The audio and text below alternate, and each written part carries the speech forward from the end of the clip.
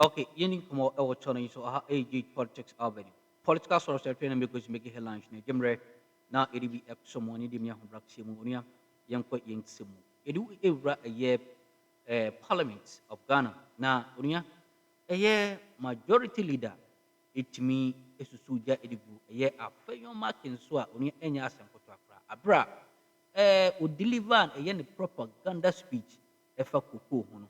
Na yenhwe ensema hodo a here majority leader itimi ehwegu ho on the floor of Parliament. So I'm saying how say age politics are bad. Let's say we believe your comment constructively under the comment section. Now what share ama from so answer etimi akadi. Yembo imra yensim.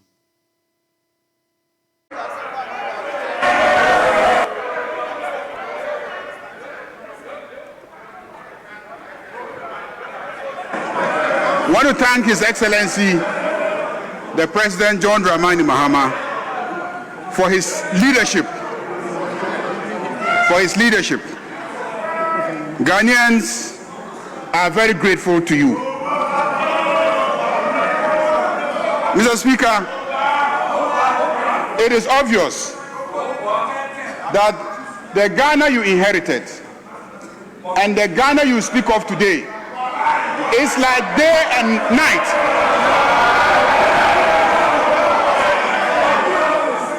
The Ghana you inherited is as dark as the dark dresses that they are wearing on the other side. And the Ghana you speak of today is clearly as bright as the white dresses that we are wearing on this side.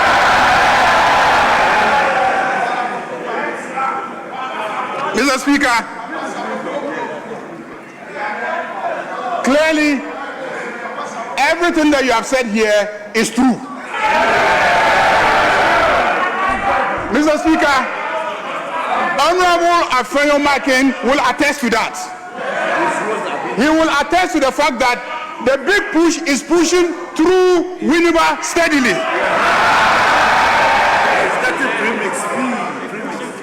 And he's getting premix.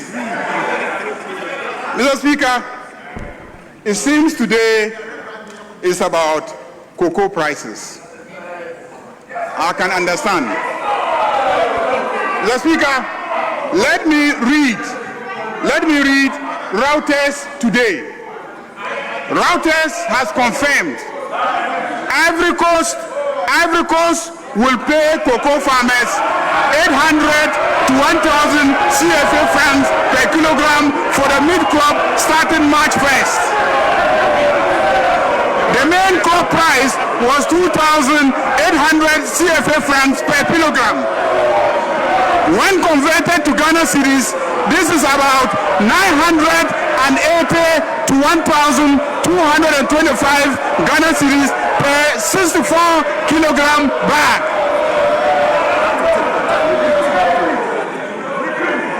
Mr. Speaker, Ivory Coast will pay cocoa farmers 800 to 1,000 CFA francs per kilogram from the mid-crop starting March 1st. The main crop price was 2,800 CFA francs per kilogram. When converted to Ghana cedis, this is about 980 to 1,225 per 64 kilogram bag. In Ghana, farmers are paid 2,587 per 64 kilogram bag, which is more than twice the price in Ivory Coast. This is confirmed this morning by Reuters. Mr. Speaker, I see written on the muffler of my friends in black that MPP Yaya Mobo Dodo. MPP Yaya Mobo Dodo. Mobo Dodo, MPP. Yaya Mobo Dodo, MPP. Mr. Speaker, this is a month of Ramadan, and Your Excellency, all Muslims in Ghana will pray for Allah's blessings on you. For your sterling leadership that has been recognized by the entire West Africa. That is why they unanimously elected you unopposed to lead in Africa. Ghanaians are proud of you. This Ramadan, many of our people could afford sugar and rice because the prices have come down. Mr. Speaker, Honorable Majority Leader, let me conclude. Your 5 minutes is up. Let me conclude by seconding the motion. The motion moved by my friend, the Honorable Majority Leader, you will now move the motion for adjournment. Mr. Speaker, I move that this House adjourns until Tuesday in the forenoon. I so move. Honorable Minority Leader,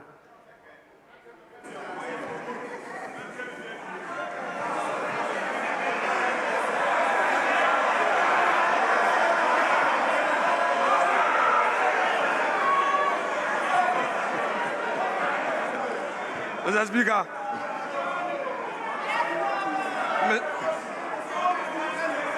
Mr. Speaker, much as we are willing to work, the majority is unwilling to work. So, Mr. Speaker, I will reluctantly second the motion to grant the pleasure of the majority leader who wants to go and rest. Thank you so much, Mr. Speaker. Honorable members, the motion has been moved and seconded. And the question is, as many as are in favor of adjournment, say aye. As many as are against, say no. Honorable members, clearly the ayes have it. The House is accordingly adjourned till Tuesday, 3rd March 2026 at 2 p.m. The House is adjourned.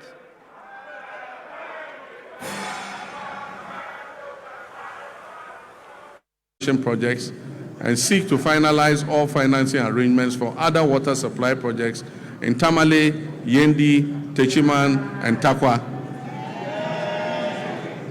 Mr. Speaker, the Danish government has allocated grant support to improve water supply services in low-income and high-density areas in Wa and Bolgatanga, aiming to address water challenges and provide relief to vulnerable populations.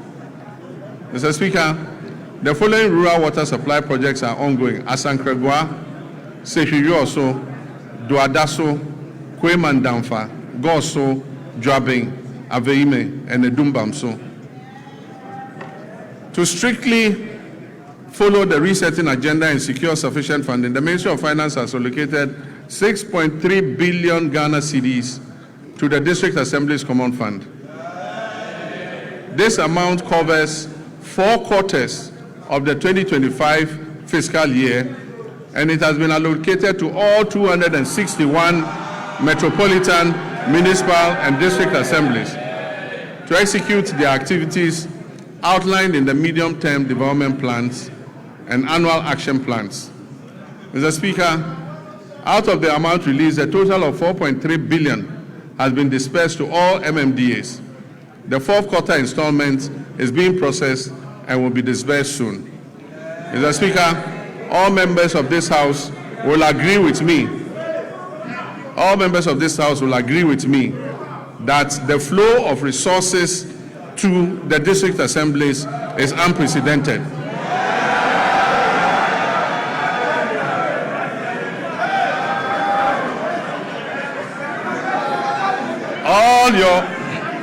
All your assemblies are receiving more money than they've ever received in several years. Mr. Speaker, in fulfillment of government's commitment to strengthening local governance and decentralization, the ministry has, for the first time in the history of local governance, disbursed a total of 100 million Ghana cedis in monthly allowances to all assembly members. Unprecedented, assembly members have received their allowances. The Ministry of Local Government, Chieftaincy and Religious Affairs has also finalized designs for the new 24-hour economy modern markets to be constructed in all metropolitan, municipal and district assemblies. Mr. Speaker, procurement processes are far advanced to commence the construction of these markets, and very soon in all your district, honorable members, you will have a 24-hour market operational. Mr. Speaker, our tourism and creative arts sector has a lot to offer. Creatives using the new media are giving our nation greater prominence than we could have achieved through any first-class traditional media outlet. Our economy will not be built only by traditional sectors, but also by human creativity sectors that will absorb those people who will be displaced from the shop floor by the new AI technologies that are being rolled out. Ghana has become a favorite tourist destination because of our history, culture, our arts, our music, our fashion, and our food. Government has allocated 20 million Ghana cedis to the film sector alone. This is going to the film sector to support Kuma wood and Gali wood and all the woods. Mr. Speaker, another 20 million cedis has been given for the other creative sectors. I believe that this injection of money will bolster our creative sectors. Mr. Speaker, I wish to assure the creative industry and the Ministry of Tourism that I'll be your personal ambassador. Efforts to bring events and conferences to Ghana. We are going to undertake the refurbishment of the Accra International Conference Center to restore it to its iconic past as the country's national and international events and conference venue. Mr. Speaker, the original contractors of the center, Enego Project Ghana Limited, have conducted a structural integrity assessment at the request of the Office of Chief of Staff and made recommendations for the facilities renovation and refurbishment. They will commence this work in the next few weeks. But Mr. Speaker, the AICC is not enough for a country seeking to develop its creative sector and become West Africa's destination for meetings, conferences, musical concerts, and entertainment. So working with the private sector, work will also commence this year on a befitting convention and creative events center to position Ghana as West Africa's leading hub for meetings, incentives, conferences, and exhibitions and creative events. Ghana will also begin this year the renovation of the State Banquet Hall, which has been closed for a couple of years. Mr. Speaker, this year we will strengthen Ghana's standing in the major global and continental sporting events. We will make our 5th FIFA World Cup appearance. And for us, this is an opportunity to boost national branding and the economy beyond just sports. Mr. Speaker, supporters and other people interested in going to support the team would have to submit a visa request to the American Embassy. We are being told that we must ensure that supporters who go return on the visas. It has taken a lot of work to restore Ghana's 5-year non-immigrant visas and take us off the ban list. It is my hope that this event will not send thousands of Ghanaians to America and get us back on the ban list. Mr. Speaker, the Black Queens will compete at the 2026 African Cup of Nations, Women's African Cup of Nations, building on their bronze medal finish in Morocco. At the youth level, Ghana will participate in the 2026 Youth Olympic Games in Dakar with a multidisciplinary team aimed at strengthening long-term elite pathways. We'll also compete at the Commonwealth Games 2026 in Glasgow, reinforcing Ghana's presence across the Commonwealth sporting landscape. Mr. Speaker, as a member of the Ghana Journalists Association, I've been deeply concerned about the abuses suffered by journalists at the hands of some of our errant security personnel. I've asked the leadership of the security agencies to take firm action and to reorient their men and women on the need to be accommodating to journalists who are only doing their job of keeping citizens informed. I've also been concerned about the state of our state-owned media, most of which have suffered from historical underfunding and grappling with deteriorating infrastructure and facilities.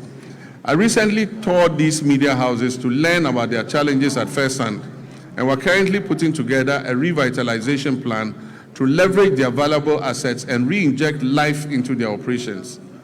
The reintroduction of the Media Development Fund is also being reconsidered to support the Ghanaian media. Mr. Speaker, as I conclude, during my recent trip to Zambia, we saw what a united Ghana can achieve on the global stage. A simple mislabeling of our culture could have reduced us to a punchline. Instead, we moved with speed and confidence. We corrected the record. We turned what was supposed to be ridicule into reach. We turned confusion into connection. We taught what could have been a negative social media trend into a handshake of friendship with our Zambian brothers and sisters. Mr. Speaker, for most people, that episode was just a fleeting social media frenzy. Yet it served a greater purpose. It showed a nation that understands its brand equity. It showed citizens aligned around a common identity. It showed a country that knows who we are and refused to be defined by others. But let us be honest, unity in moments of cultural pride has proved easier than unity in moments of political disagreement. If we can mobilize that same collective resolve for our development agenda, we will see real progress. And that mobilization is possible because we are the descendants of a people who united against political subjugation. We resisted economic exploitation and we fought colonial oppression. Mr. Speaker, our pursuit of national development today demands that same unity of purpose. We must reject misrepresentation and distortion that detract from our collective progress. We must guard our development as firmly as we guard our cultural identity. We must act as one people with one purpose. Mr. Speaker, in public life, there is a simple maxim we're all very familiar with, and it says that the buck stops with the president. Mr. Speaker, I not only agree with this. Every day I hold office of president, I live by that statement that the buck stops with me. The ultimate responsibility for the direction of this nation rests with the office that I hold, and I'll never shirk that duty. But nation building is not merely a question of who provides the strategic direction and who bears the final responsibility. It is a long chain of efforts that carries intent into reality, from policy conception to laws enacted, to resources mobilized, to services delivered, to value created on farms, in workshops, in classrooms, in markets, and in enterprises across our land. Mr. Speaker, it is here that the strength of a people reveals itself. It is in the countless acts of competence, integrity, and industry by citizens of every calling whose work turns national purpose into lived reality. Mr. Speaker, while the bulk may stop with me, the work of nation building goes beyond that. through the labor, enterprise, and civic spirit of millions of Ghanaians whose daily efforts give policy life.